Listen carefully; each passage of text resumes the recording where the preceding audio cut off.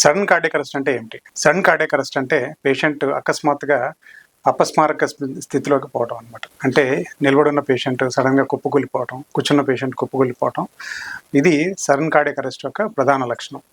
అయితే sudden cardiac arrest నుంచి heart అటాక్ని మనం వ్యత్యాసంగా చూడాలి. సడన్ కార్డియక్ అరెస్ట్కి చాలా కారణాలు ఉండొచ్చు. అందులో ప్రధానమైన కారణం హార్ట్ అటాక్.